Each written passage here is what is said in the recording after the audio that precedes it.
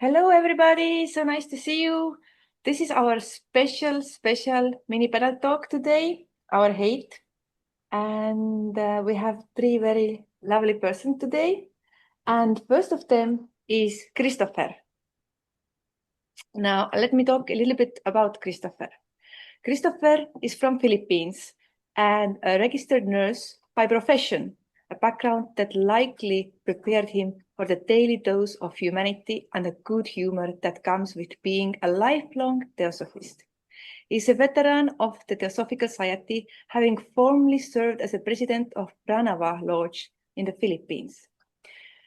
He has a reputation of being guiding light for young members of currently serving as an advisor for Spripace, a local youth group in Philippines, and as a member of the board of officers of the World Federation of Young Theosophists in a previous term, 2022 until 2024. When he is not busy leading and advising, he is the devoted student of teaching of Helena Blavatsky, Alice Bailey, and Helena Röhrig. Christopher is a committed leader in the Philippine section, where he is a long-standing member of the board of the trustees. It's safe to say that if there's a meeting to be had and young Theosophists to mentor or a deep philosophical question to be pondered, you'll find Christopher at the heart of it all, always ready to share his wisdom and his calm, cheerful present. Please, Christopher, the floor is all yours. Wow, thank you for that wonderful introduction, Ulrike. That was so nice. What a wonderful introduction. Anyway, for today, I was thinking the other day about the question, how has Theosophy inspired me? And 3 points came to my mind. The first one I want to talk about is how I encountered Theosophy. So let's just step back for a little bit just to know how I first encountered the teachings. And then we'll talk about how it changed my outlook in life and how I apply it right now in my daily life. So, for most of you in the World Federation of Young Theosophists, you probably heard my story before and you probably heard it like 1,000 times. But just to give a background to my story, I'll say it again. So, actually, I started out, my initial interest was actually in psychism and in more of the ceremonial magic variety, but more on the nature side. So when I was back in around, I guess, senior high school, going to college, I was active in various psychic and magical groups. But in one of the groups that I joined, they had a comment that the way I was analyzing my experiences and the way that I was philosophizing the things that were taught to me, somebody mentioned that um, I was speaking and thinking like a theosophist, and that sparked my curiosity as to what it is. Luckily, the university where I went to, it's somewhere in the university belt in the Philippines, was near the headquarters of the Theosophical Society in the Philippines. It's just a couple of blocks. So I went there and I enjoyed my when I went there, I was able to attend a lecture by Sir Vic Houchin on his group, the Inquirer Study Group, and I enjoyed it because it was very philosophical. And I have this question, this nagging question in my head, like I want to figure out how life is, how life works. I kind of think that life works in a certain way and that if I could figure out the laws that govern it, I could actually make sense more of life and I can make life more efficient for me as well as other people. And ever since then, I started attending theosophy lectures regularly. Now, how did theosophy change my life? Well, particularly my outlook, and my disposition. So, Stephen Covey in the Seven Habits of Highly Effective People, he mentions there are 3 stages in growth of a person. The first one was when you were dependent, then you became independent, then you became interdependent. When I started out being dependent. And if you met me during this time, you would probably not like me because I didn't care about anything. And you think I was very lazy. I didn't care about anything at all. I didn't think that what I did would have any effect on the final outcome of everything.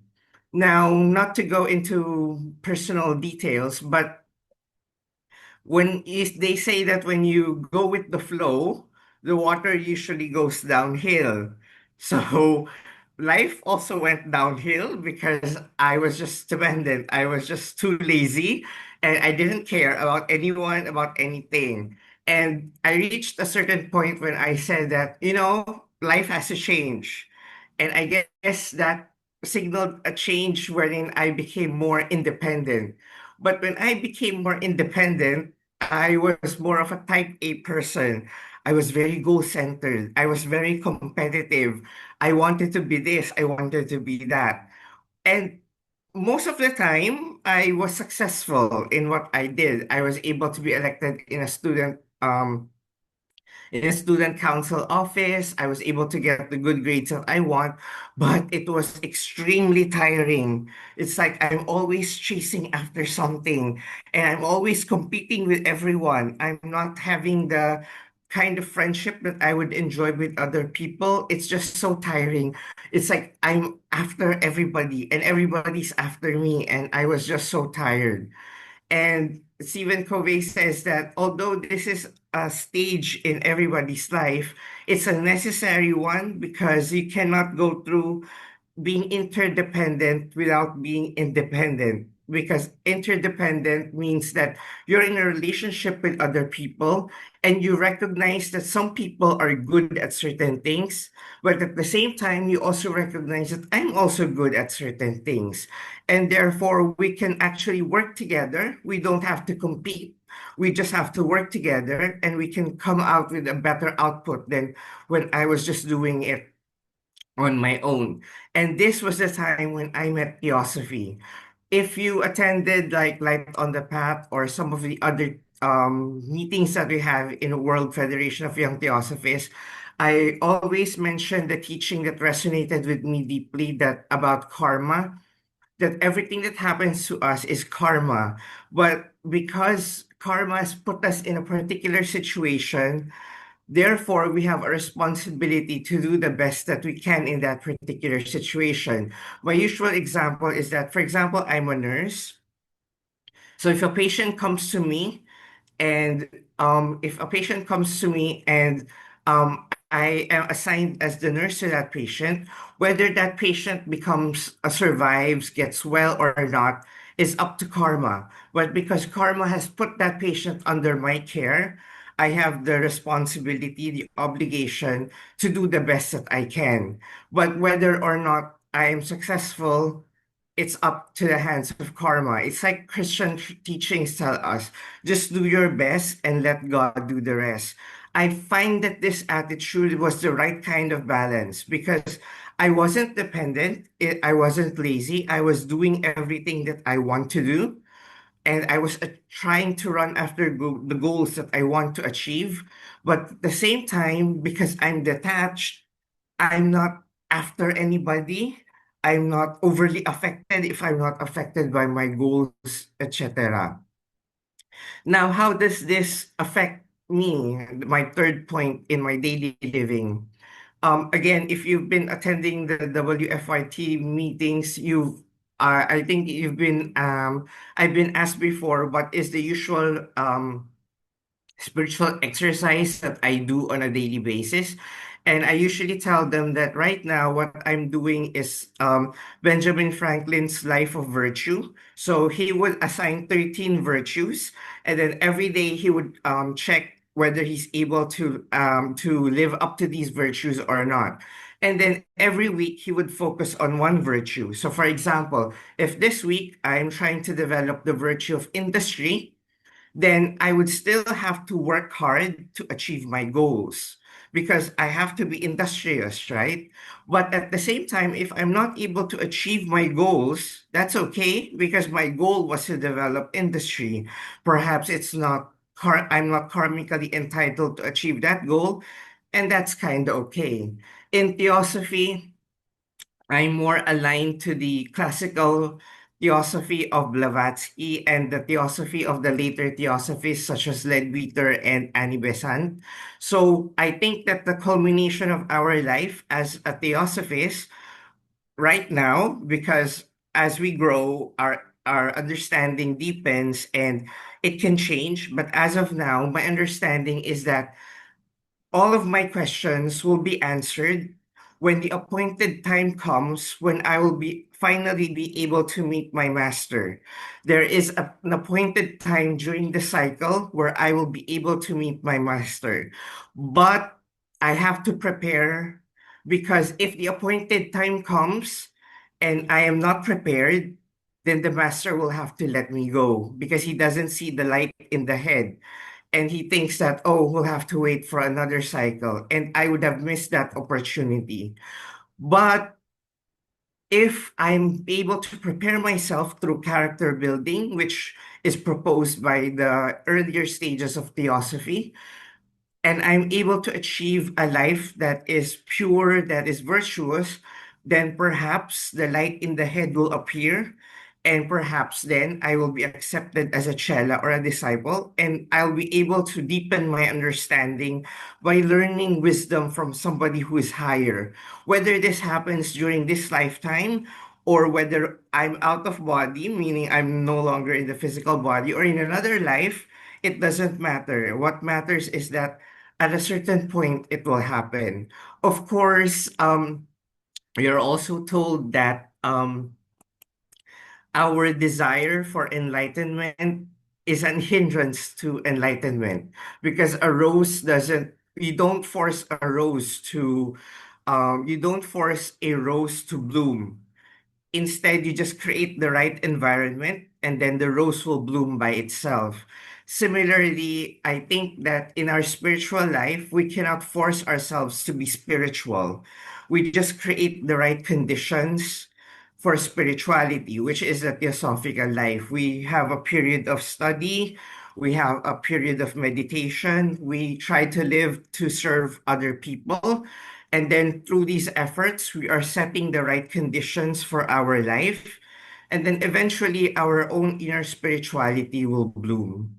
And lastly, the way that Theosophy has inspired me, I'm sure you've heard me say it before, that Jeffrey Hudson often says that all this karma, karma is all, and all is well. And this saying has always inspired me to try to do good because in life, sometimes good things happen to us and sometimes bad things happen to us. In the light of theosophy, we understand that good things happen to us and bad things happen to us because we reap the karma that we have sown. So if bad things happen to us, instead of being angry, instead of being sad, instead of doing harm or being angry or like doing violent things, we can just accept that this is the result of something that we did probably in our previous life because it's an evolutionary stage and everybody we probably started as savages and we don't know in those previous lives maybe we did something that was harmful to others and we're just reaping it now. And because of that, what we should do is just to bear our karma gracefully so that we're able to burn it. And then we continue to sow good seeds so that in the future, we will be able to reap the good karma that we have sown. Of course, in theosophy, to really live the spiritual life, we have to go beyond good and bad karma because we have to transcend our personal likes and dislikes. But as of this moment, at this particular point in my life, in my evolution, this is what I'm focusing on. I'm focusing on living the theosophical life, and hopefully it will grow and my spirituality will bloom just as a rose blooms on its own. Madame Blavatsky says that there is a path steep and thorny, and it's very difficult to transcend, but it leads to the heart of the universe. And sometimes in our lifetime, we will not succeed in traversing this path.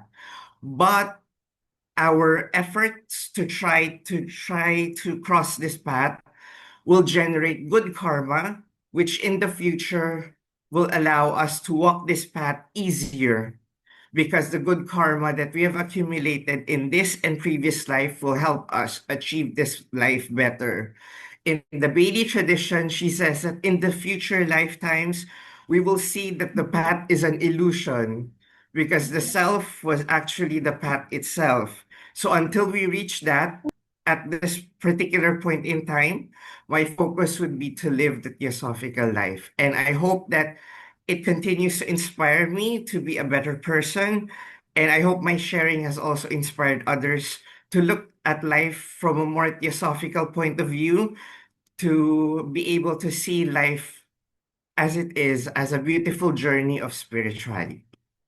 Thank you.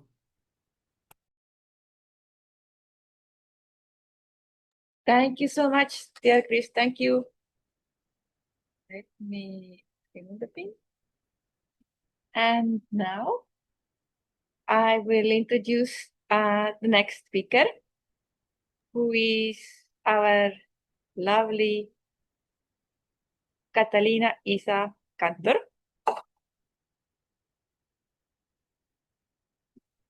So let me tell you a little bit about her.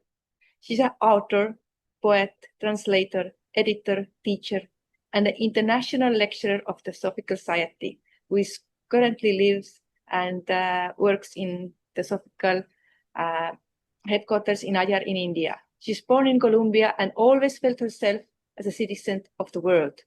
And this led her travels that allows her to connect with other cultures and ways of thinking and other languages. She joined the society in 2006, inspired by her parents' spiritual path, which encounters inner search, spiritual practice, and the study of beautiful texts such as Bhagavad Gita and the Secret Doctrine. For her, becoming a member was like finding a way back home.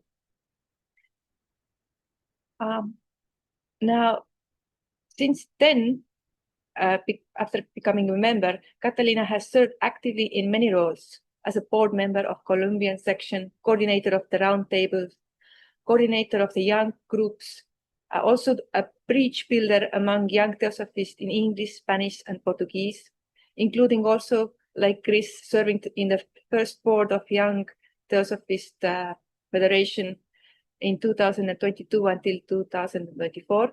And she's also volunteered in TS Brazil, where she lived almost 5 years. And now she's living in Adyar, like I said before.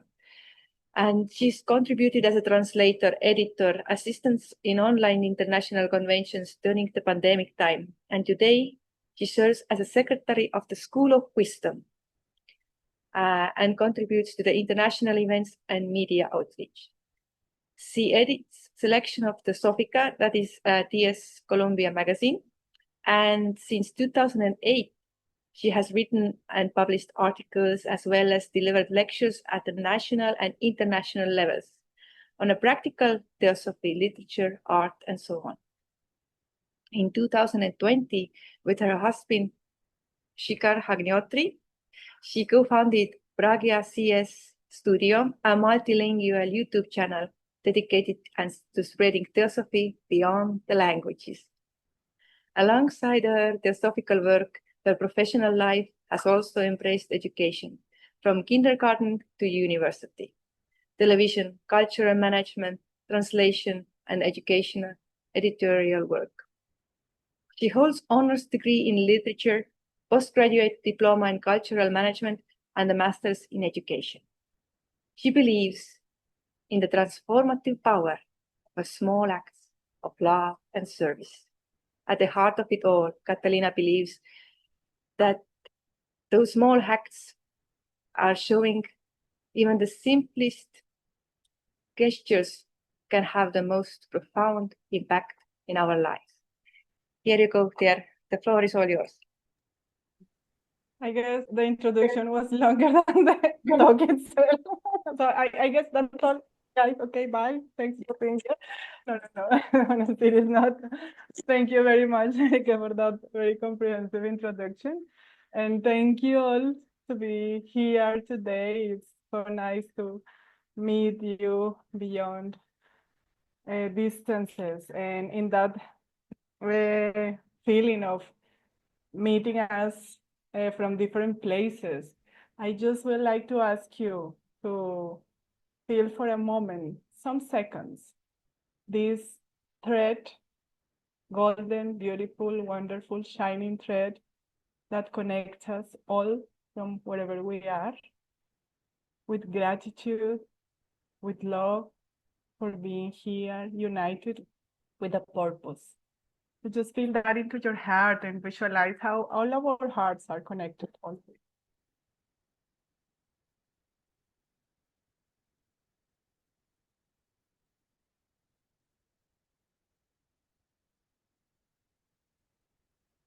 So, first of all, thank you very much, Chris, for your wonderful insights, honest sharing, and everything.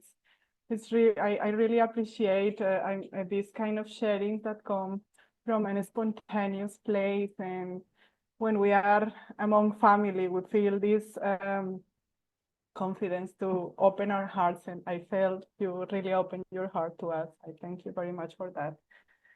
And actually, when Merike asked me for this participation, I was thinking that for me, Theosophy was something very special, because it was like finding the way home, as she said. And it's not a home outside me, but something deep within my own heart, my own heart. That was what I felt. And it has to do maybe with the fact that I grew up in a family where ideas like karma, reincarnation, unity were part of our everyday conversations. Even my parents, they never imposed any religion on me, but they respected the choice that I will do it whenever I decided to do it, if at all. So for me, that was really something that really inspired me, because it really, and I appreciate and have immense gratitude with my parents for that, because this allowed me to really explore life in an open way without so many conditions. I'm not saying with any conditioning, because once we take born in this body and we go out, we are full of conditionings, but at least I had the good luck to have parents that make those conditionings less. So I am very, very grateful for that. And they inspire me to approach the path of spirituality and self-research. Actually, I guess I have told to many of you this story, but one of my first memories was my childhood memories. Maybe not one of the first, but childhood memories was my father reading a book called The Secret Doctrine with the face of a lady with such deep and strong eyes. I was intrigued. Then I came to know it's the secret doctrine that intrigued me even more. Secret, wow, doctrine, what is this about? Of course, at that time I didn't read it. I read it later, but that intrigued me very much. Or my mother calling us for a Sunday meeting in the family for studying the Bhagavad Gita. I mean, those are things that I treasure with the deep of my heart. And sometimes I think I should have took more advantage of that, because I was a child, no? I wanted to play, watch a movie, do something else. But okay, I'm grateful for that, for my parents. So when I formally joined the Theosophical Society, I felt like a homecoming, like recognizing something I had always known, but now I could like truly give it like a form or a name, or contribute it to that also. And in that home, that is the Theosophical Society, I have found a precious family. Not only the family I have formed with Shikar and Yuna, but also the family that I share with all of you that are my siblings on this path. And that is an incredibly contribution of society to my life, inspiration of society, of Theosophy and Theosophical Society to my life.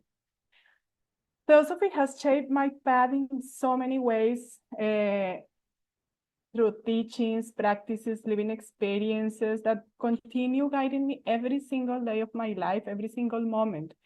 But especially, I must say that in the moments of challenge, those are the moments that I I treasure the most because they have opened a big opportunity of growing to my life. At its heart, Theosophy and the spiritual life have simple and profound aims to help relieve suffering, inner transformation, union with the whole. And this doesn't only mean the physical suffering, but the separation, the fear, the ignorance, and all what Theosophy has given me is to be able to make a kind of alchemy with all that, because it is an invitation to awaken to a reality where everything has a meaning, when everything has a connection. And when you can understand all those things, you live in a way that brings more harmony to your life. For instance, one of the teachings that transformed the most deeply was the unity of all life. But when you feel and acknowledge the unity of all life, you know what? The interconnectedness, interconnectedness and responsibility come together. So it's important to recognize that and to be also aware that there is a big responsibility, because that means that now all your actions, contributions, thoughts, everything will have a bigger impact, not only in you as an individual, but in the whole system of life, in everything. That is something that I also treasure very much, because this also led me to realize the importance of the small things, the small actions. Our society gives too much importance to the big achievements, of course, as a consequence of the competitive spirit. And then it seems like when you are doing small things, it's like it's not relevant. But when you understand the interconnectedness of life, then you realize how important all these small things, actions, thoughts are. Even the way you look at a person at a specific moment, even the word that you say to someone, or the way you react to the minimum thing. Everything has an importance. Everything counts. Every one of us counts, no matter what we do. And what counts the most is the way we do it, with the love, with the spirit of unity, with the spirit of service. So for me, those have been very, very important things of philosophy. The understanding and study of philosophy has given to my life. And because when we understand that we are not separate, that what we do to others, we do to ourselves as well, our entire way of living changes. And this realization naturally leads to compassion, not as an obligation, but like a spontaneous response. Also, something that really transformed my view, my life, was the understanding of karma. Because when you understand karma, you stop seeing the difficulties as a punishment and you begin to see them as opportunities, lessons that life offers us so we can grow and be better serve others. So like when I was younger, I guess that's a common thing among the very young people. I used to complain, why to me? I mean, if I am so good, I haven't done anything wrong, I was behaving properly, and this has happened to me. But when you understand the things from the point of view of karma and the reincarnation, that maybe you are very well behaved now and you are super nice, super good, super cool, super everything, but you don't know the seeds that you planted in a past life. That changes completely the picture. I have been always like a very rebel person and always complaining about injustices and how the world, so much poverty, so much things happen in this unjust world. But the understanding of karma also helped me understanding that maybe those things, are there because the world is a perfect balance, and the karma is the law of perfect balance. It does not mean that I'm going to be conformed with what is happening and that I'm not going to do something about it. Of course, when you see some injustice, you have to act, you have to do your best to transform it. But you do it from a place of understanding, from a different place than the place of fighting or anger and this kind of thing. So that also really helped me, especially during my teenage years, in which I was really a very like contestatory, I don't know if that word exists in English, but rebel, etc. So that was something that really, really contributed to my experience in this life. And when you understand all of this, you kind of, okay, also when along with the thing of karma, there is something that even when something hard happens, I look at the lives of all of these great people like Blavatsky, Olcott, Annie Besant, and I see how they had hard lives. I mean, none of their lives was easy. And I keep thinking, okay, if they're at the time with so many limitations, could do things, how cannot I do when in this modern life we have so many facilities, so many help? So that is also kind of an inspiration for me. But also when we understand these kind of things, then we kind of learn to trust life, to surrender to its rhythm, and to see every situation, even the challenges, as holding a hidden blessing or a chance to deepen awareness. This trust allows me to live with less fear and more openness, or at least to try to live with more fear and more openness. I'm not saying that I master all these things, but like Christopher was saying, we have to try every single moment, every single day. And we are very blessed and lucky to have these siblings, this family that we are growing with, and also this corpus of teachings that we can go to and inspire from them. And this trust allows me to flow rather than resist. And this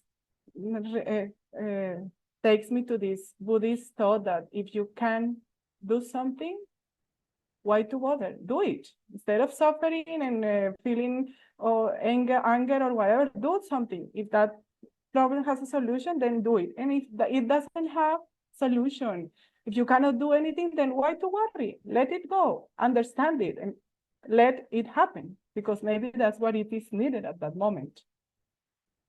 So in all this, one of the intakes that I have is that theosophy is not just meant to be studied in books.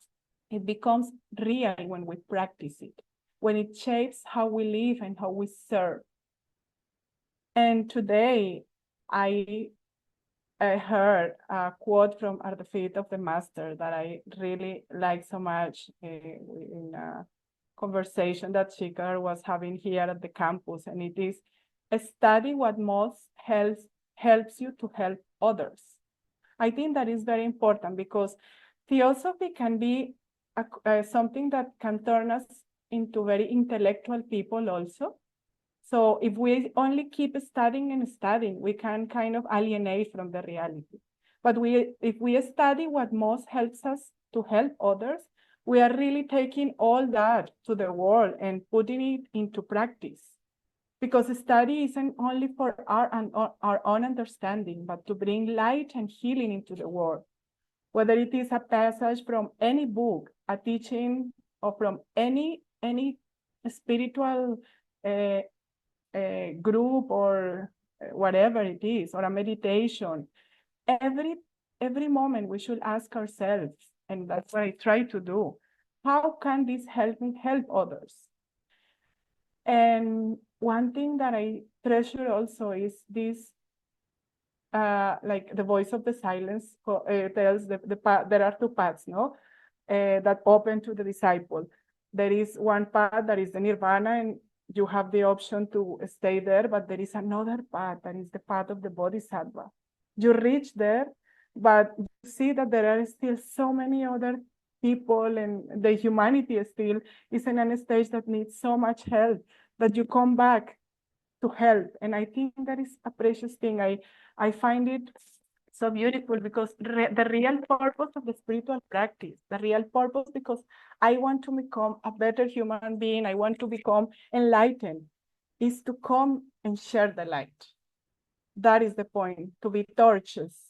to be that light for other people. So I really hope that whenever we reach that moment, at the moment that we are ready for that, we remember that we can come and serve and help and serve and serve others and help others to go there. For me, that is an inspiration that daily kind of put in my head and in my heart, and I want to remember it every single second of my life. And I guess that has led me to volunteering naturally in my life. I have been a long time volunteer through all my life. And as you know, and Marika said, I volunteer here at Adyar for a long time. And I think that's a profound privilege, because in that way, my work has become part of my spiritual practice, even more than before. And being surrounded by people from different countries, get to know people from many different cultures, has allowed me to experience firsthand what it means to be part of a universal spiritual family. And even with our diversity, there is a shared aspiration to serve and grow together. It is a living reminder that theosophy is not just ideas, but it is relationships, shared work, and a collective journey. The Sangha is very important. There was a moment in one of the gatherings long time ago that made this very real for me. I was sitting in a circle with friends and colleagues from all over the world. Some were speaking of joy, of their others' pain. We were having different kind of conversation. And then kind of a deep silence fell over the group. And in that silence, I felt that all the difference disappears. It felt as if we were one heartbeat, one life. And that silence gave me this vision of what really united us. And I guess, and it was here in one of the gatherings in Adyar, and I am very happy that through the collective communion, I got to feel that unity that was I speaking about at the beginning. That moment was Theosophy alive, not just a teaching, but a direct experience. It filled me with profound gratitude for this path, for this universal family, and for the opportunity to serve and grow together. So as I reflect on this journey, I see Theosophy as a path coming home through unity, through understanding of karma, to service, through study, and the awareness that life itself is sacred. And I feel very happy to be in an organization that honors the diversity, the freedom of thought, that honors the possibility of questioning, of always open the mind, of always shaping new ways of thinking. And I have heard Tim Boyce saying this many times, and I absolutely agree with him, that as I think, unless I haven't found any other best place to be. He says, I haven't found any other place to be than Theosophical Society. This is what resonates with me. This is what I feel identified with in this moment. I don't know if it will happen at some point. I don't think so, at least in this life, but as far as I think that there is a place when we can grow together with open mind, with common with common sharing, being acknowledged in our uniqueness, being part of that unity. I think that is the place I want to belong to. Those are the people I want to share with. And my heart is filled with gratitude for this journey, for the challenges that shape us, and for the opportunities to be of service. And I would like to close with that sense of gratitude, of love, and of visualizing all of us together, walking an open path to a beautiful wide horizon where anything is possible, when we can achieve anything, when we walk with an open heart, an open mind, and love and courage together. Thank you very much. Thank you so much, dear. Thank you. And next, I would like you talk about a little bit about Svyatoslav. our next speaker. Svyatoslav Lipsky was born in Moscow and has always had keen eye for both academic and the profound.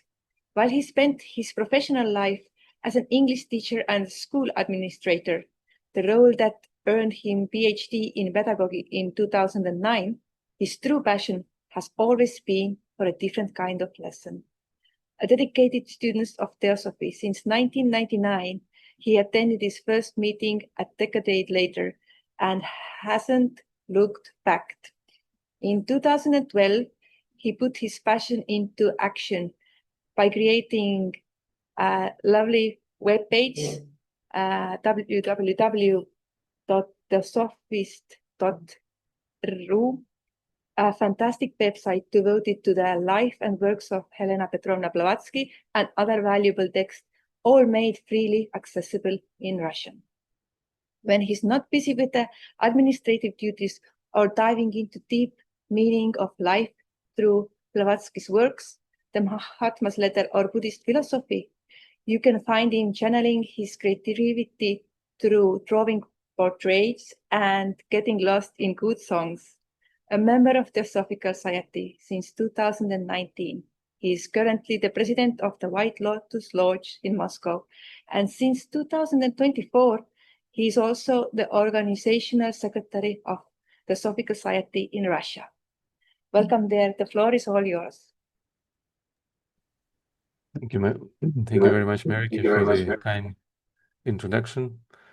And first of all, I'm very happy and honored to be in our company today, and deeply inspired by everything that Christopher shared and what Kata shared also. And it resonates completely. I almost can add very few things to what has already been said.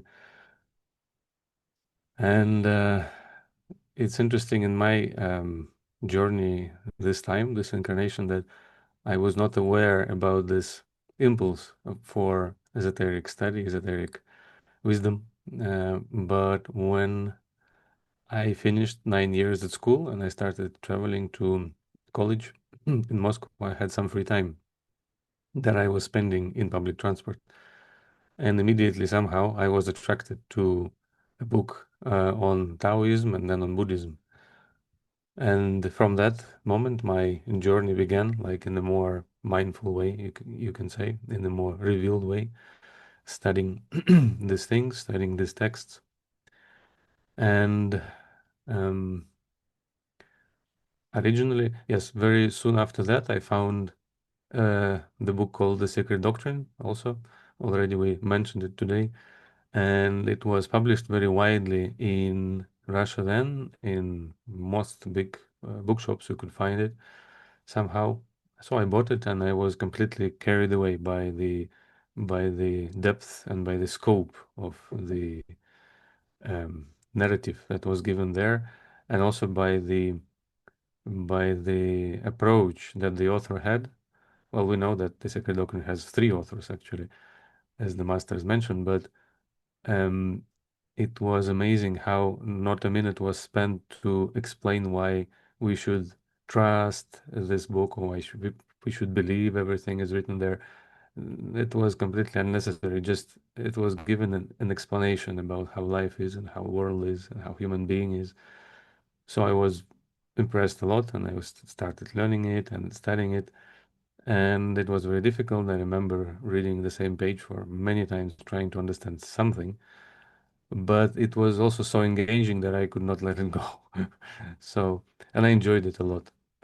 And so year after year, month after month, with long intervals, I was reading this book, and then I found The Voice of the Silence that I was carrying in my pocket, inside my coat, and with me, and some other books also, The Key to Theosophy, and some articles by HPB.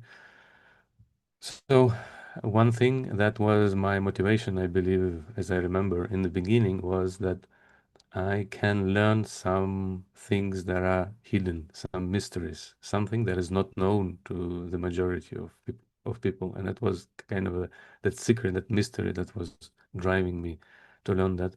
And then I started seeing how it's important to understand my own inner reality, because these texts, they are meant, I think, for us to understand ourselves first and foremost. So they were very helpful to understand my inner reality, my inner experience. And that was very precious also. So I guess that one inspiration was this great knowledge, knowledge that explained the outer universe and inner universe. And then another very inspiring thing was the Masters of Wisdom and also HPV, her life and her life experience, her biography, which is an amazing reading. And I think that when we think about the Masters of Wisdom, we see that, yes, it's possible to be so knowledgeable, so wise, so free, and also so happy on that very great level. And that is something that is very often missing, I think, in our lives, because people live their lives like day after day, year after year, not maybe seeing that there is this perspective of a greater level of experience and of freedom. So also that death is not something necessary actually. Yes, for physical body, but not for consciousness, not for mind. That our awareness and our experience can be uninterrupted, and this freedom also is ultimately available for us.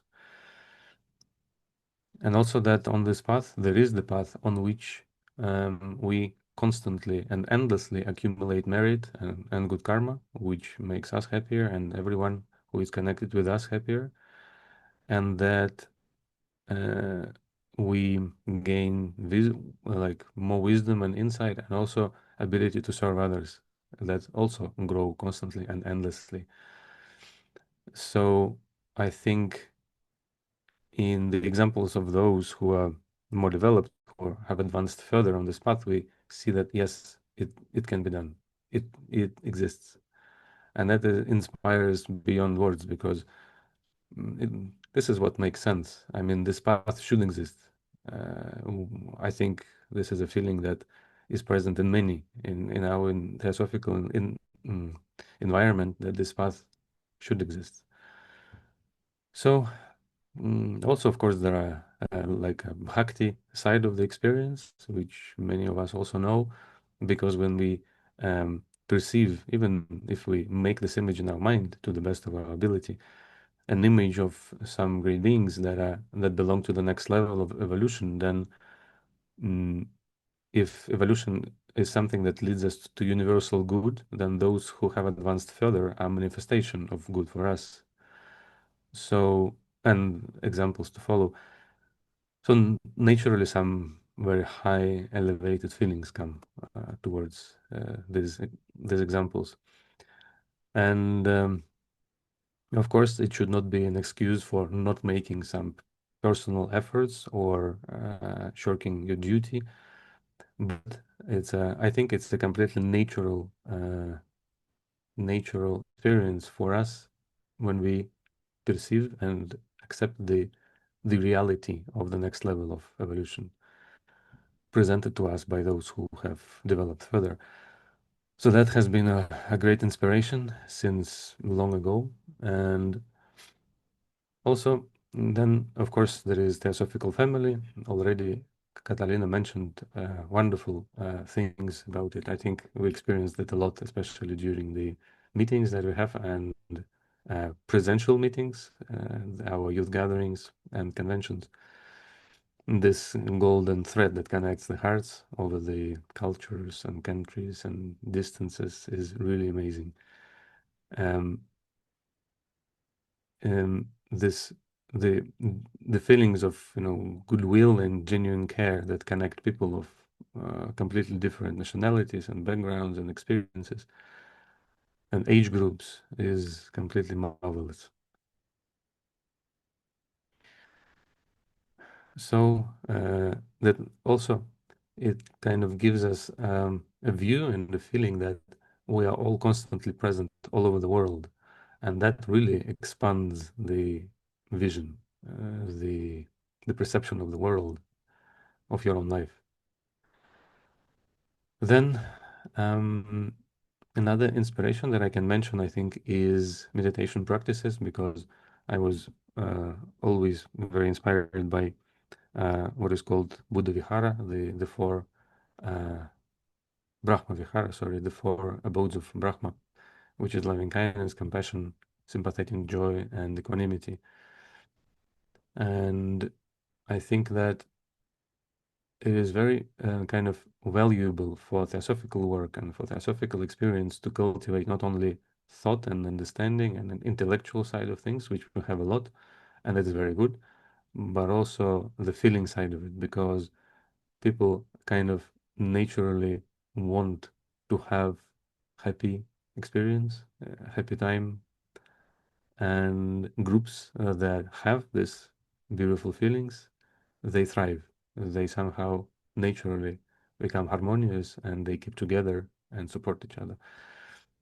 So I think that with practicing loving kindness, we grow like a constantly present in us level of peace and joy, and constantly present natural spontaneous attitude of goodwill to all beings.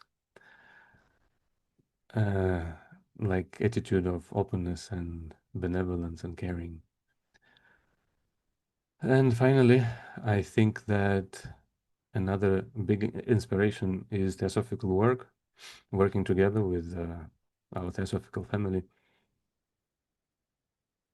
You can feel, if you really devote to this some effort and some energy, like also Kata was mentioning, you can find some, I would say, unusual inspiration in some moments that it seems comes from outside of your personality, is not familiar to you, is not like your usual experience, is more than that.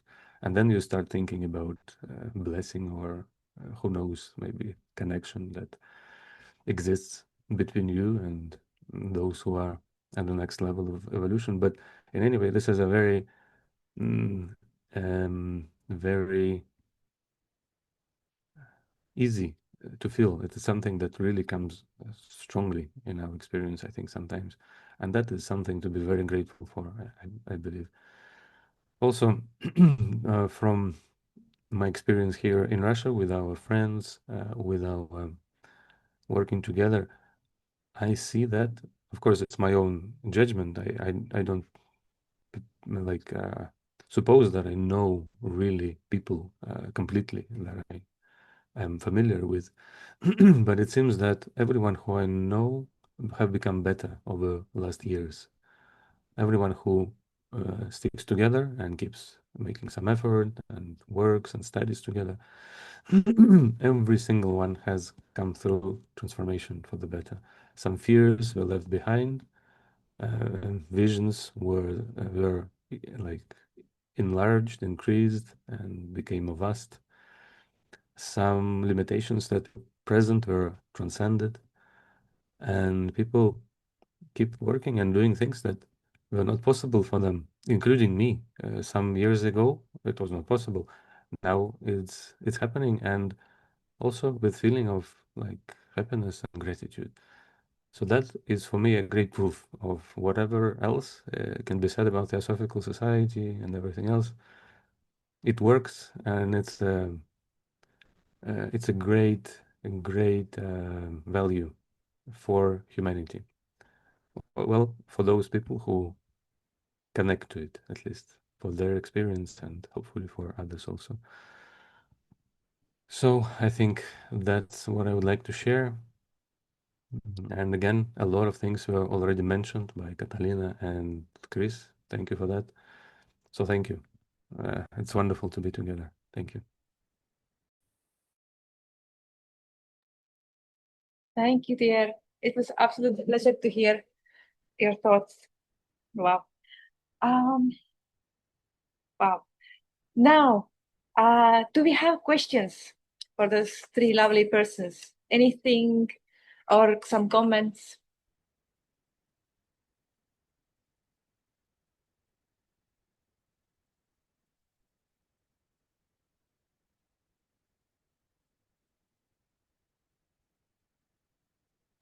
I have a question for Christopher and Catalina, if I can. Yes, please. Study, meditation, and service at this period of your life, which is something that you do more? Sorry, what was that again? Which of the two? Study or? Study, meditation, and service at this period of your life, which is that you do more? Okay. I can probably go first. Well, honestly, I would go with study and meditation more because I just recently had a health crisis, so I'm not going out of our house. So right now, I'm more of studying, reading things on my ebook reader and meditating at home. But my personal view is that they have to come together, all three of them, because if you only study and you don't serve, you like you've mentioned, it might overdevelop the mind and it will separate you from other people. And then if you meditate too much without studying, you might see or have experiences that you might not be able to explain, or sometimes you'll be able to see the glamours or illusions of the astral or mental plane, and you won't be able to have the wisdom of the masters to guide you to determine which is real or which is not.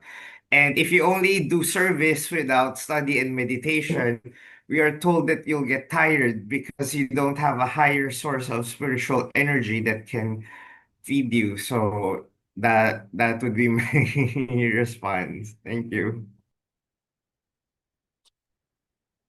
That's a very nice question. Then the first thing that came to my mind was service, maybe due to the environment and kind of situation that I have right now, being a volunteer in the Theosophical Society. But then I had a thought that if I can do my service in a very aware form, attentively putting all my heart, mind, and intention, it is a way of meditation, the kind of moment-to-moment meditation. And I also had the thought that if we study the book of life, then every action that we do is a way of studying not from the books intellectually, but from whatever is happening. So in every situation, I try to read something and learn something. Yes, that will be the ideal moment to moment, but yeah, that will be my answer. And also, I would like to know, what about you in this moment of your life? Thank you.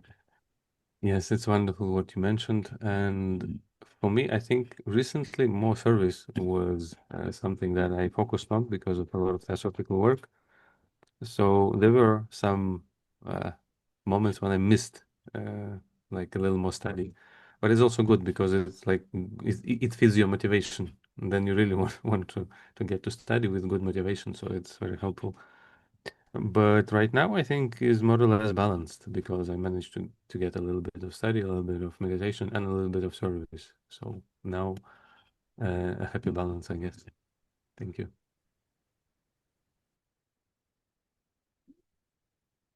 So if you don't have right now other questions, I would ask something. So, Chris, you mentioned before that about this Benjamin Franklin daily virtue, that every day he looks, did he succeed in these virtues? And every week he took this one specific virtue that he was trying to emphasize. So my question is, have you tried it? And can you bring some examples how it has changed your life if you have like, yeah. Yeah, I actually do it every day. So I just keep a small notebook. Well, I stuck to his virtues, but sometimes people think that his virtues are a bit old-fashioned. So you don't have to stick to his virtues. You can adopt your own or you can list down your own. But I stick to his because it's 13 virtues. And because it's 13 virtues, you have 4 cycles of it per year. There are some virtues that I find easy, for example, sincerity. So in sincerity, you just have to be honest, right? But it's more difficult than you think because sometimes when you have to say something, you can't be too bluntly honest or it might offend another person. And in theosophy, in the Theosophical Society, we're taught how to be, what's that term? How to be not aggressive, but assertive. So we're able to express ourselves, our truth, but without harming or offending another person. So if that's the virtue that I am developing at that particular week, I would focus on the things that I say, and then I will try to make sure that I'm able to express my truth without harming another person. If I was, let's say, developing moderation, because he says that his definition is like doing one thing at a time. So it's somehow like mindfulness, because like I work in corporate. So sometimes things get thrown at you and you just want to do things as quickly as you can. So you want to multitask. But if I'm trying to develop this virtue, which sometimes I'm not able to, but if it's the week for that particular week, I try to fix it. Like it's okay if I take time as long as that I'm doing it with full concentration and I'm not doing it just for the sake of completing it. I have to do my best to complete it. Then others like humility, it's you have to be conscious because sometimes your ego gets inflated and you think you're at the center of the universe. So you have to decentralize and you have to think through the day. Was I speaking about myself too much? Was I acknowledging the good that other people do? You don't have to, like I've mentioned, you don't have to like berate yourself. You have to acknowledge that I'm capable of being good, but other people are also capable of doing good. And we don't have to fight. We have to actually work together to make it better. So these are small things, but sometimes if we're not mindful of them, we let them slip and we try to break them. And it's okay because remember that Benjamin Franklin, when he died, he was not able to live a virtuous life, but he said that his attempt to do it helped him succeed, both politically as well as spiritually. It succeeded. He also tried, I think, to be vegetarian, but he was not successful. So the virtue he developed was temperance, but he was overweight until he died. So I guess he wasn't also very successful at that. But at least he tried, and he said that it made a lot of difference in his life. And I, for myself, I can also say that it's a lot less stressful and it gets a lot of things done. Thank you for such a beautiful answer. Thank you. Now I would like to ask Catalina. You talk about what Shikar has recently mentioned. Study what most help you to help others. Now, I would like to ask you, what do you suggest us to study having that in mind?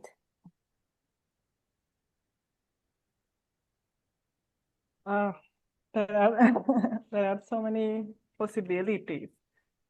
I think one of the books that I always will bring to note is the voice of the silence. I guess it has so many jewels and so many things that you can take out of it for the daily life and for helping others, but also at the feet of the masters. It's a wonderful book for that. And on the lines that Shikar was mentioned this book at the moment, and that I also was sharing during this small intervention. I guess one of the studies that helps us the most to help others, to help transform the world, is the study of oneself. So that is one study that I will suggest with no doubt. And but yes, at the feet of the master, the voice of the silence. And I think that any text, I mean, of course, every person has a different tendency or a different nature and inclination toward different kind of books or authors or contents. I think as far as what we study, we do it with sincerity, with open mind, with discernment, and we really try to practice it. It will help us to help others. Even if it is not necessarily theosophy, even we read a novel or we watch a movie and we have so many intakes from that inspire us in a way that will be useful, not only for us, but to help the world in general. So it's also a very personal way to go. I think the key is the way that you do it, the intention that you put into, and the kind of seriousness that you really put in the study and the practice, because a study without practicing is just like empty, in my opinion. So you can study a lot, or you can study a fragment, but practice it, and then it will be like 1,000 times more impactful than reading all the books of anything in the world. Thank you so much. I can totally relate to that. It doesn't really like matter what you learn, as long as you had this mindset behind you. And like you said, it could be a movie, or it could be like a clip of movie, not even this, where you can pick up something really important that actually helps you to help somebody else also. Thank you. Now, Svyatoslav, you talk so beautifully about how everyone who sticks together and works, like I understand in the theosophical works, has become better in last few years, and people who keep working and keep doing things, and they are able to do things that they were not able to do a few years ago. I so much love it, and I agree totally. Could you expand that thought? Thank you. Yes, I think that Theosophical Society, among other things, is a place where we can feel comfortable in a deep level, psychologically comfortable, and that helps a lot to open up and to do things that we would not dare to do, we would not be able to do in the environment that is more hostile or more competitive or harder. That's just one thing. Another thing is that I think there are, like, among the people who stick together, spontaneously appear some links of friendship that is like more than with others, maybe. That helps a lot because people cooperate a lot based on this inner resonance. So that's another thing. And generally, I think that our environment, when we send our thoughts to very high matters, whether we study sacred doctrine or the Feast of the Master or some other texts, we come together, and together we elevate our minds. So theosophical meetings are supposed to be a practice of becoming better, I believe. Better inwardly, better as human beings, in the mind and in the heart. And when they are done appropriately, and I don't mean perfectly from organizational point of view, technical point of view, but with good motivation, sufficiently good motivation, they do this function. So we actually do become better. So in that way, I think there is a great value of regular theosophical meetings. And I think it's one of the functions of the lodge, which is like one of the main functions, to meet regularly and study together. Also meditation and service, of course, and maybe even other things, but this I think, is certainly one. So it is a way of practice. It is a way of spiritual practice. It's not about just reading the text. It's about devoting our time and energy to elevate our mind, to connect it to higher matters, to higher realities. So when Theosophical Society works, it's wonderful. It's a miracle, you can say.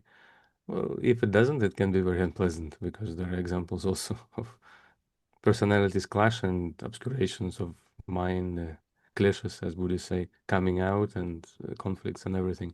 That happens a lot, uh, generally, I think. But also, I think, and I hope there is more of the other, more of Theosophical Society working, helping people to blossom psychologically, blossom spiritually.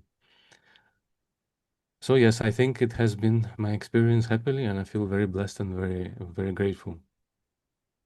And I think in our meetings, we generally manage to have this environment where people are welcome to share their deep experience and to discuss things that are the most important, that are about spiritual path and choices, fundamental choices in life. So, like that. And yes, I think that it really gives meaning to life, of all of us who stick together and who work together. Thank you. Thank you so much. It was very beautiful. I believe the same. Now, meanwhile, do we have any other questions from the audience? Or if you like to ask some more from each other?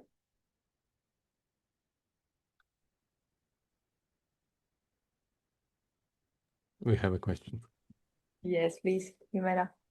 Namaste to all. I have a question about, in a few words or in your own words, in your own way, what is theosophy for you? Kata, Christopher, and Slava.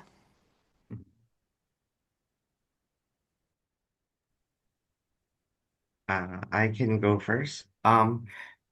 The way I define theosophy depends on the person who's asking me.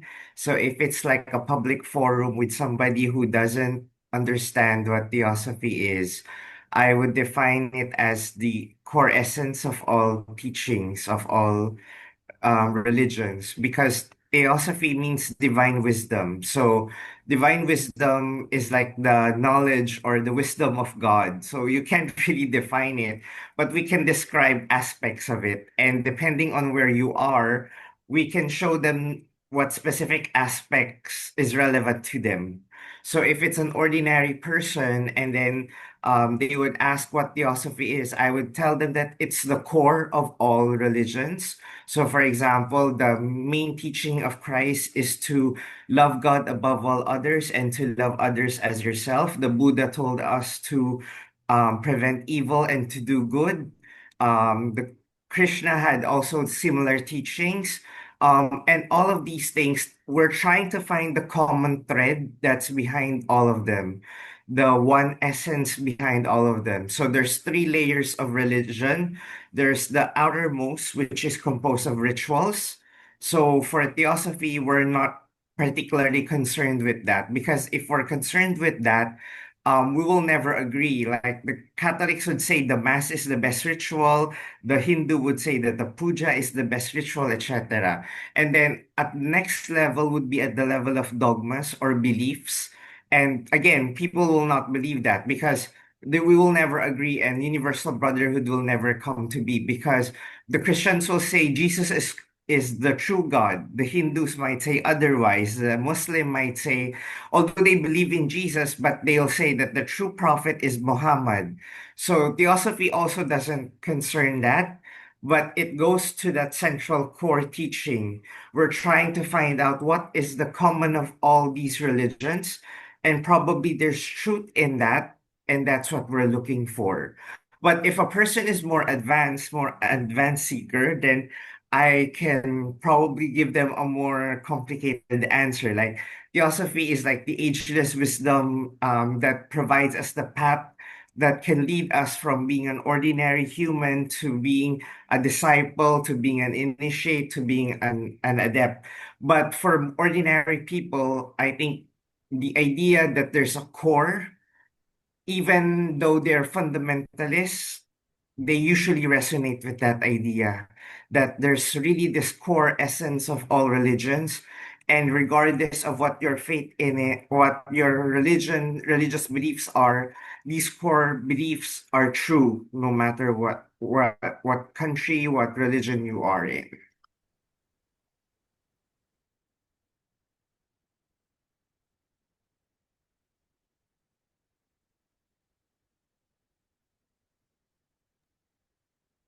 Mm. Wow, thank you, Chris. I agree with all of what you said. Absolutely. So my answer could be ditto, but I will.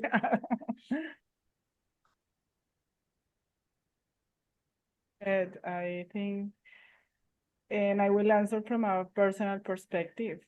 Theosophy is a living path, which give us the possibility of growth and transformation, not only for oneself, but for the entire world.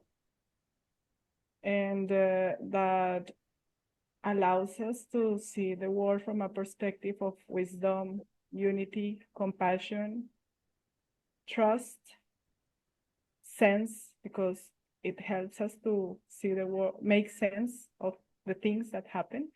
So it's a very logical in that sense also.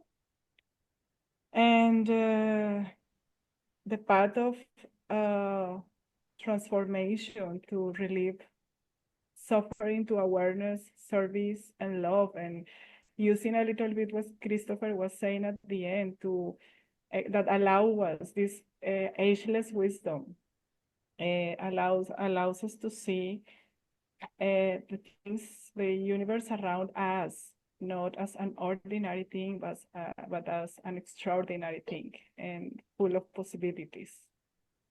So that's what we want to add.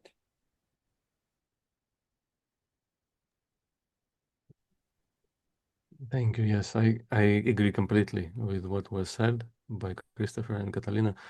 I think that theosophy is the truth in everything, in everything that we study or observe.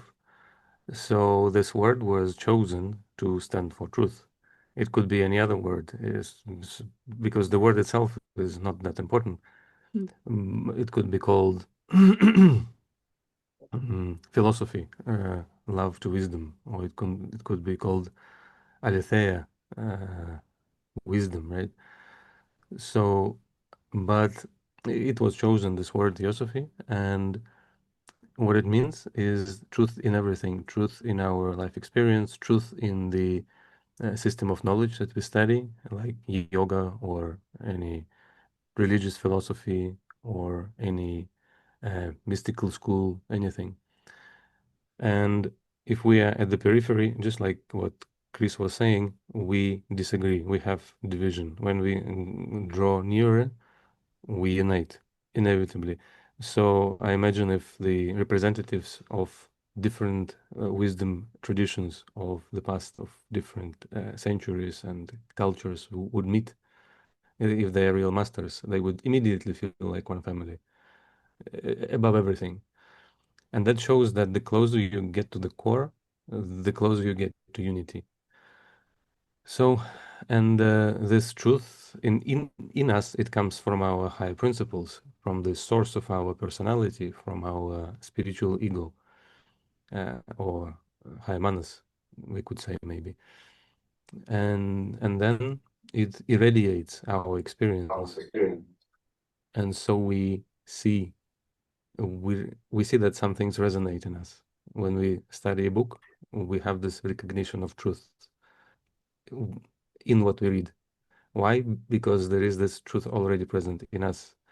So all the explanations, all the teachings, all the philosophies and religions were initially given to us to help us to understand ourselves and come to our source, to unite with God, like religare or yoga means the same, right? And so when we discover in them this original truth, it helps us. And this truth is Theosophy. And we discover it because we have it inside us. So that's my addition a little bit to what was already said, but I agree completely with Christopher and Catalina. Thank you. Thank you so much. Thank you. That was so beautiful. Do we have any other questions? Last question. Yes, please. I do. Hi, everyone. I just wanted to ask whether you have any wish for the WFYT. Do you have any particular wish of what you would like to see, any vision for the WFYT, how we can come together and serve in any particular way?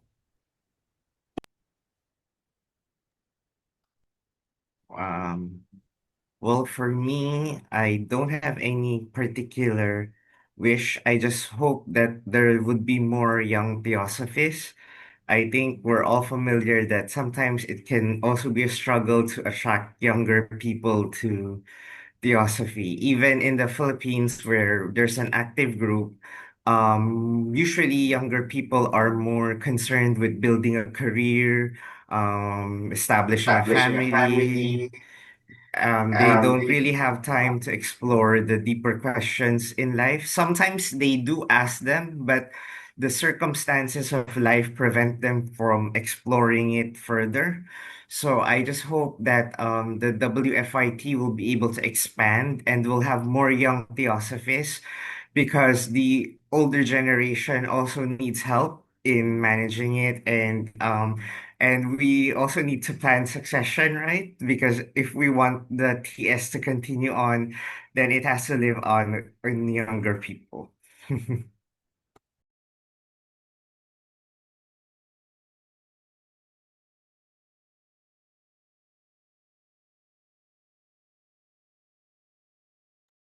So, Kata or Svyat, what are your wishes for young theosophists?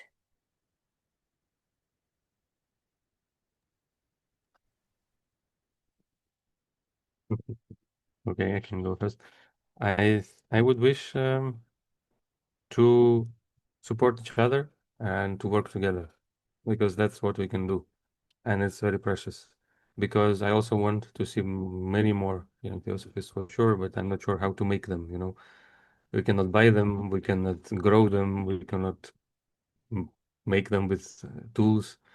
Where to get them?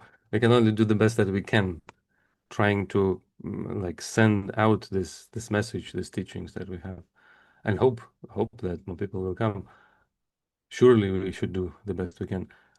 But what is certainly in our hands is to support each other and to work together. So that's what I would wish for the World Federation of Young Theosophists.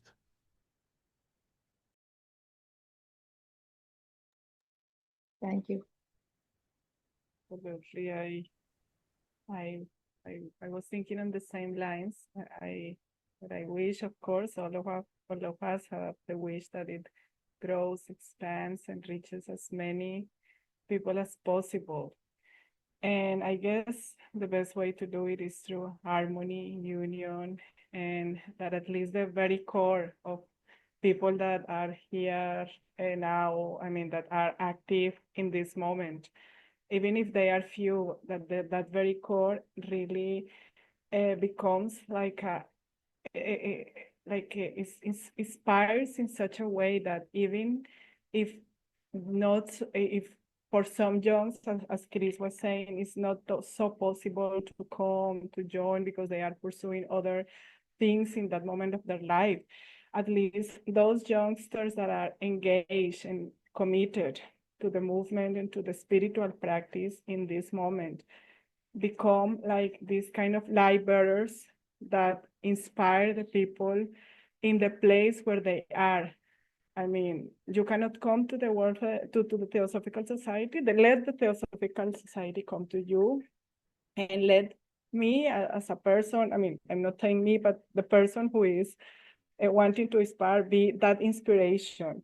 That if I am in my work and I want to inspire my colleagues that are same age as me, young people with suffering struggles and share interests, I can show them through my living, my actions, my way of resolution of conflicts at work, or if a person has a problem, if I can give an advice that at some level can trigger some kind of look inside, look inwards. That is something that I really wish that the few or the many, if there are many, oh, what a happiness. But even if there are few, that those few become those light bearers among their own places, among their own circles, their own communities. And I guess that can be achieved if the union and the harmony and the working together is there. And if all resonate in harmony in spite of the difference, because that's one of the beautiful things that Theosophy brings to us. We are all different. We are all different, sorry. I mean, we have different interests, tendencies, way of approaching life, way of approaching situations. But at the deep of all this, we are one, and we are united for a common interest and inspiration. So that's what I wish. And as Ziad said, help each other, and everyone is here in this family, elders, youngers, more older people, very young people, to help each other and to grow together. That is so beautiful. I remembered one thing about you, three of you, that you are born really close to each other in the same year, I understand, in 10 days, like Difference. window. There's all of you like in the same month. Yeah. Like, I Yes. think, can you comment it a little bit?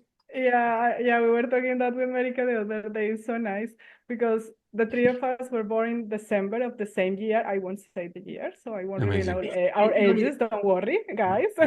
I was born on 19 December. Chris was born on 20th December, and Svyatoslav was born on 28 December. Exactly same It's year. amazing. Yeah. A Same year. virtual So hug. beautiful. It's all the same year. Yes. Same year. Same Wow. December All of the the same same year. year. Wow. Yeah. What? From 19 December to 28 December, the three of us were born. Sagittarius And Chris and me, Sagittarius, is yet Capricorn. already also Sagittarius and Capricorn.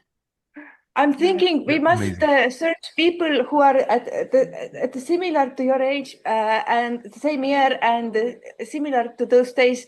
Maybe we can find some good Theosophists, because you're like one of the three strongest and best young Theosophists that I know. So I'm thinking maybe if you Thank look, let's go a little bit That would be an easy way, right? That would be easy, right? What was happening in the sky at that moment, how the planets were. Let's put in internet some like advertise. Have you born in this time? Let's talk about. We know something about you. Yes, but now Lakshmi, the last question, please. Yes. Kata, Christopher, and Svyatoslav, I think wonderful talks. I really enjoyed them. And it was very interesting to see very common topics, common, say, topics that we discussed, like karma and all. I think it is very interesting for me.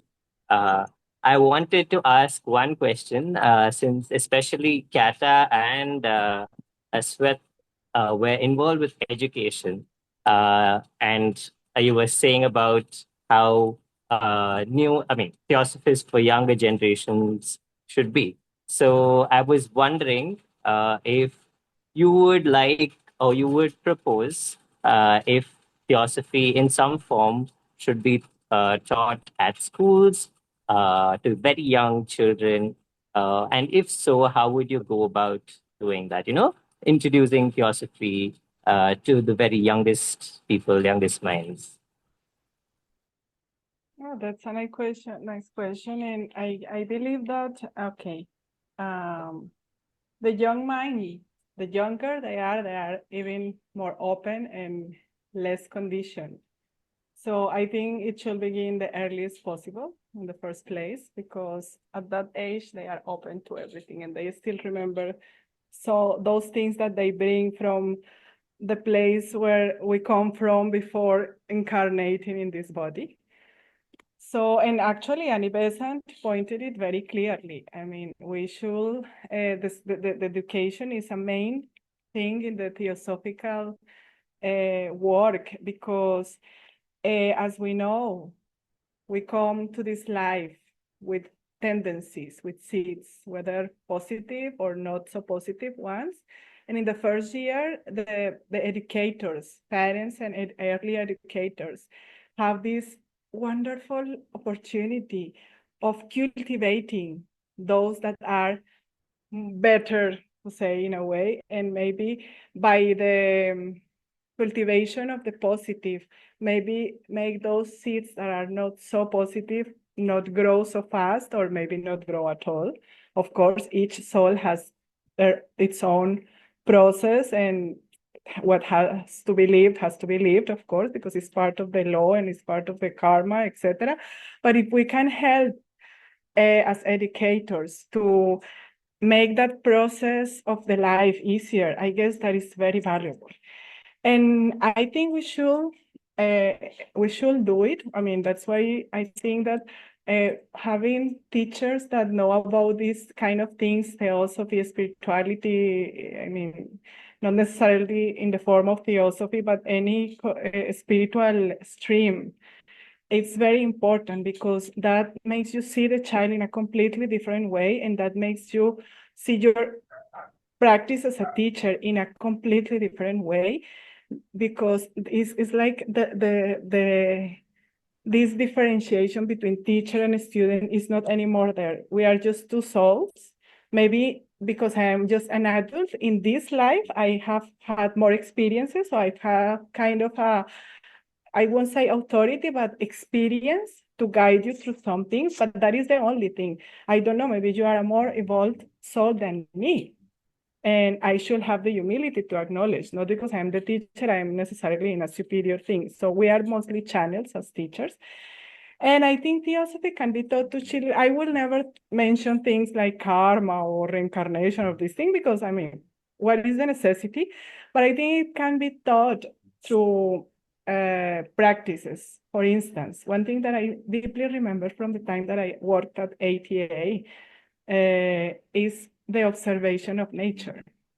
We used to, I was with the small, I mean, I was with UKG 5 years, 6 years, 4 years and a half.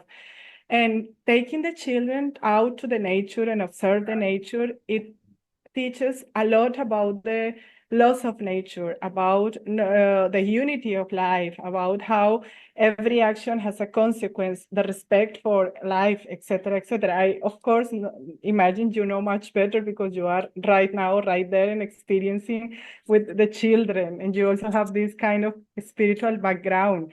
So maybe you should also answer your own question, so you can share with us some of your insights. But I think really the way of teaching, we have to bring this to the children, for sure, because it's not something that is commonly taken in common schools. So absolutely, you were asking if it is something that we bring. Yes, we should teach theosophy, but we should be very wise in the way we do it, because it cannot become another conditioning. It cannot become another imposition, like we used to be taught religion in schools. Otherwise, it just becomes something that, I mean, we were young and children and we know how it works. So it has to be in a very wise way. And here I will come back to what I was saying in the last regarding Jerry's questions, that the first thing I will do also to teach theosophy to the children is to practice it and to become that example for the children. because children learn by observation mostly, especially in the first years of their life. They are grasping everything. If you do this, they will do this. And why? Because my teacher did this, and they are observing every action that you say. You can tell them beautiful words, but you do a different face and they will realize the face that you did, not the words you said. So I guess that is one of the main ways of teaching theosophy to children. And that goes for all the ages. And like, for instance, in the teenagers, I guess that is this kind of the example is very powerful also for teenagers, because they see their teachers, and especially young teachers like you, like as kind of bigger peers. So super cool, and they want to be like the teachers, and they want to do, so it's important to be an example for them. So other way is art. I mean, I think the storytelling, the practice on art, they are beautiful ways to teach theosophy.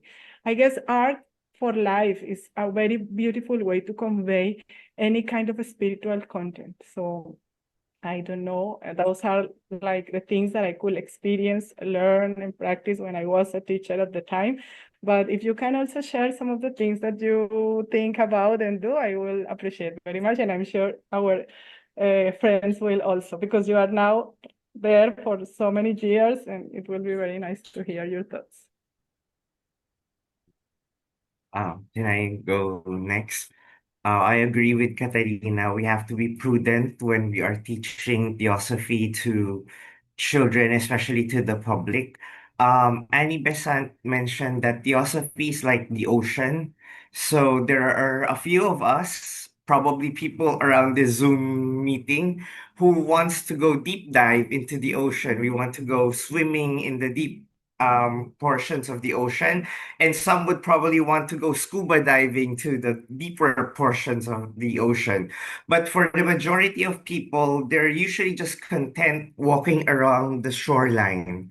So I guess in terms of education, for public education, for education for the general public, there are aspects of theosophy that is applicable to everyone. So, for example, on top of my head, three things come to my mind. The first one is universal values. So, no matter what nationality you are, no matter what culture you come from, no matter what religion you follow, there are certain things that are right because they're right, and there are certain things that are wrong because they're wrong. And I think that as educators, we have to be able to teach this to young children.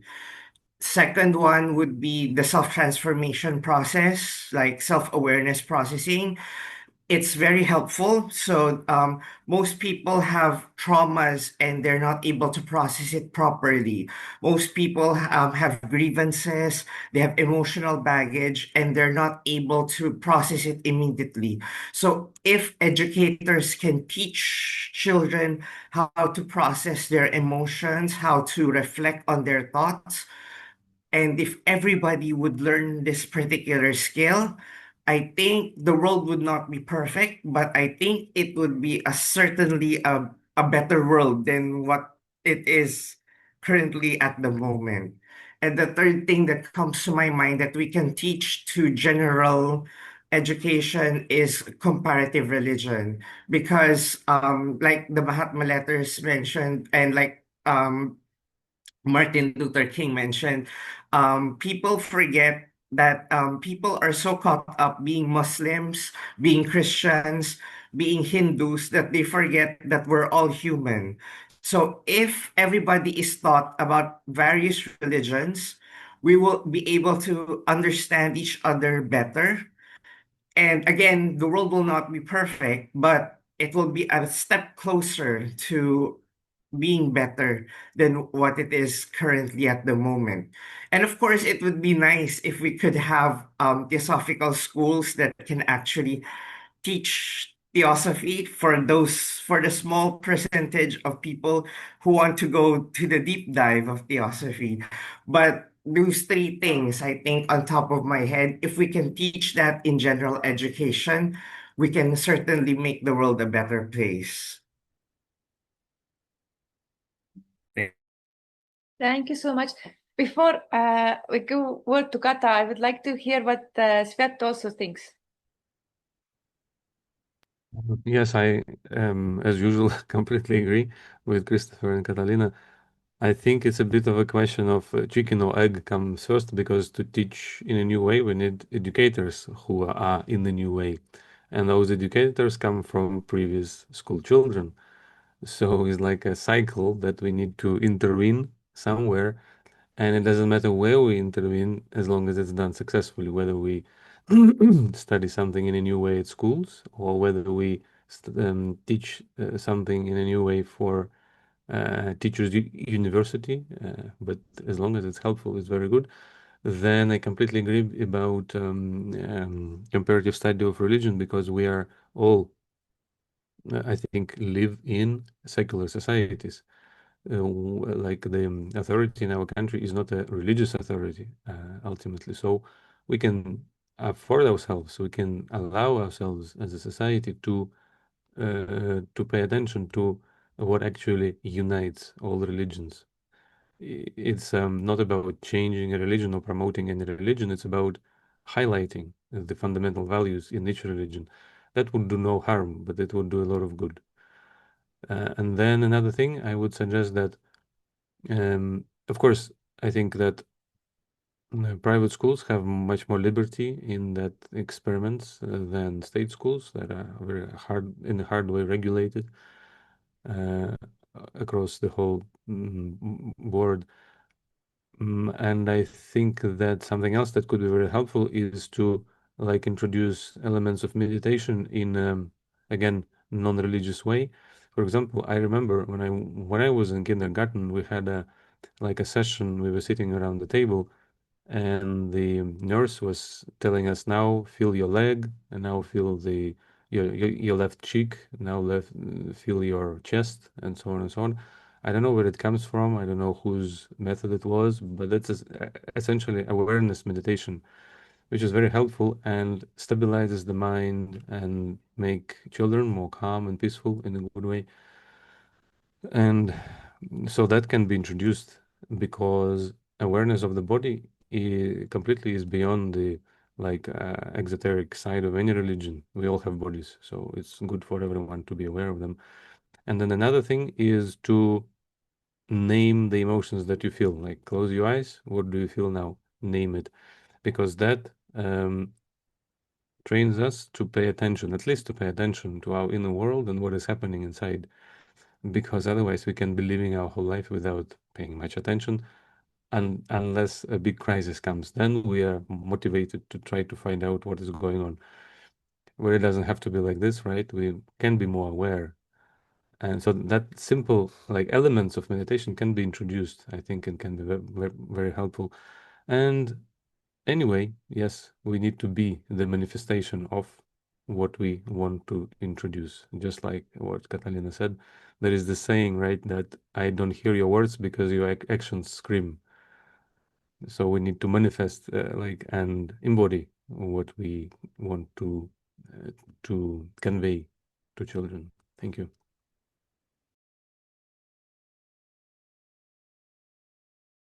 Thank you so much, Catalina. I promise I won't take so long. So 4 things. Yes, first, I loved Chris's and Syed's proposals because they are very practical.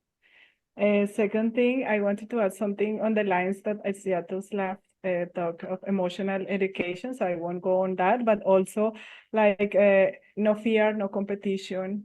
I guess it's important because that will go in the way of the cooperation, which ultimately is an expression of the unity of life. And also no punishment, but consequences, because that is a practical teaching of the law of karma as well. So punishment don't make sense for kids, but if you explain them that every action has a consequence, that they did something wrong, you put a limit, there is a reason for that limit, and there is a consequence for what you did, and now you have to deal with the consequence. That I guess it's very practical itself, and you don't need to mention at all what is karma or anything like that. And last but not least, I would like to hear what Lakshmi-Kant has to say on that also. Yes, first I would like to thank all 3 of you wonderful explanations for what you would like to see in theosophical education. So first, I just wanted to also share that many of the practices we have been trying to do at Adyar. I think especially what Christopher was also saying, something about reflection. So we also try to reflect. Christopher and Svet also was saying about reflection of how to process emotions, how to resolve conflicts. All that is also, I think, a very, very important part. So we have something called circle time, where we try to resolve all these conflicts and try to help students understand what they're feeling, how they're feeling. So that is one thing. And also very, very important, what Kata said about nature and education and art. So teaching theosophy and values through art. I think that's a very, very important aspect.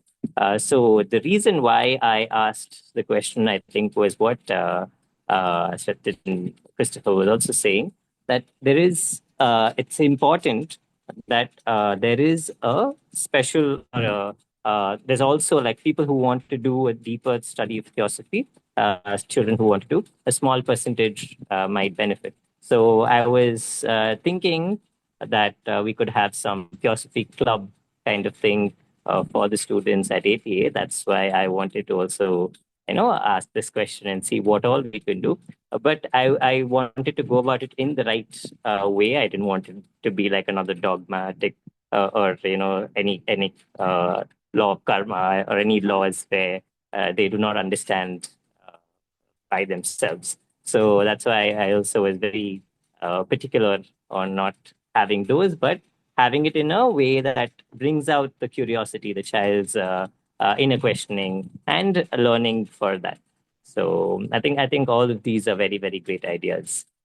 So definitely, and I think as we try to do it, I think it will become more and more clear of how we can actually get this kind of education to all the students as well and people who are interested. And I was also thinking that we can definitely have like one theme, like how Christopher was also saying, focus on one theme in a week or a month of any value and try to practice that, try to reflect on it. I think that will be a very nice idea as well. So as of now in my class, I'm implementing.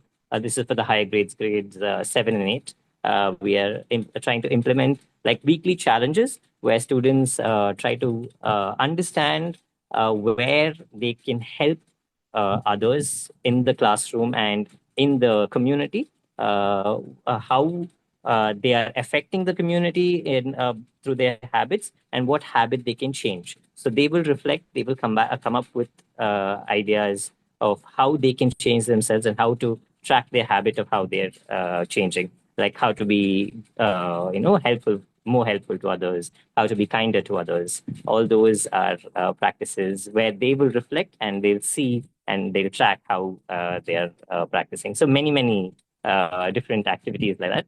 But the point is that we try also to bring in the comparative study of religion. All that will also be very nice ideas, the deep dive. So that's why we're thinking of a Theosophic Club. Thank you so much. And if anyone wants to also help in put in ideas, please do let me know as well. Definitely help. Happy to work out. Thank you. And I very much feel like this was a very important question in top of the last question that was about how to get, what is your wish for a young theosophist? You wish we will have more of them and how we will have it. Well, this is a very practical way how to get more of them, whether they become members of Theosophical Society or not, but this is a very practical way how to make Theosophy thrive. And we have Svyatoslav, please. Yes, I would like to share about the question of Lakshmi. Yes. It's very interesting, this. I have many ideas and wow, I will try to express like I think that we need to start the work in us because as a whole humanity, we need to first understand who we are. And from that understanding, then comes what we need to learn, what we need to discover in life. So actually, the educational system is a manifestation of what we have been thinking that we are. So how can we get more to the truth in that? And that starts with each human being. If we get to know, discover each one of us by our own experience, what is to be a human, then, and what is everything, what is the true nature of everything that exists, then we can get to discover what is that we are seeking to discover, seeking to learn. And then we can maybe make the environment, create the environment, not only in the school of school, not only in the educational environment of school, but also in the families. Families are like a great educational environment. And then in the community also. So we have even more educational environments that complement school, but we need to, I think, start from the very essence of who we are. And I think the point where all of us and all in the whole world, beyond age, nationality, culture, language, interests, everything, like what we share is humanity. So if we center in understanding what is to be human, then we can understand that maybe we are beyond being this being that has a body, that has a mind. There's something beyond there. And if we get to know that we are spiritual beings, then education will become, we will learn what we really are seeking for, because all of us, we are seeking that is beyond. And maybe now there's good effort put it. Everything serves also life. So education is good in many ways now, but maybe it tends more to go to external things. A lot to external things, and maybe too much information, too much. That is not actually what we are seeking for. I think that is very good to say to, like, first of all, let's try to do us, the discovering of who am I, and then maybe reminding kids that they have all the resources inside to discover that they are looking for, and that they can do it, and each human being can find truth by its own experience, by discovering their main questions. So if we can create this as a humanity, I feel that that we are going to evolve together, and everything, all the social manifestations will also elevate. So that. Thank you so much. That was really beautiful. Thank you. Can I think add we a small can. thing, just a very small thing, because what Hime said was so inspiring and so important, and it reminded me the very etymology of the word education, educere, which is bringing from inside out. So teachers should bring from inside out what all of us have in us, that divinity in us, instead of filling with a lot of things. That was really beautiful, Hime. Thank you. Thank you very much. Thank you. I really wish with all those good, beautiful ideas that came to today up here, we'll find a way to become true in one way or another. And last word, if you have anything to say it now. But other than that, thank you so, so much for being here. Thank you for all the wonderful thoughts. One thing to and say, sharing. Marika, is thank you for organizing and hosting and all the work. Thank you so much. It's my Yes, pleasure. thank It's you, my Marika, for your constant presence and work and love. I really love this all those thoughts, all those ideas, and how you complement each other, and how, I'm listening one of the answers and I'm thinking, how can you add anything? And then you come next one and still add something beautiful. And then there comes third one and take them together and add something more beautiful. I'm like, wow, this is so beautiful and harmonious. And I really wish what Lakshmi says, the Theosophical Club, that we can start it at least one place and then we can go on. But like Jimena says, first we must be ourselves, what we're aiming to teach. Actually, many of you said this same idea, but I'm so glad that we have this understanding. And what else I can say? I hope we meet many, many times again, and we could do our works together. And at least I know we are aiming towards the same thing, and maybe got inspired and maybe have like possibility to give this inspiration forward to others also.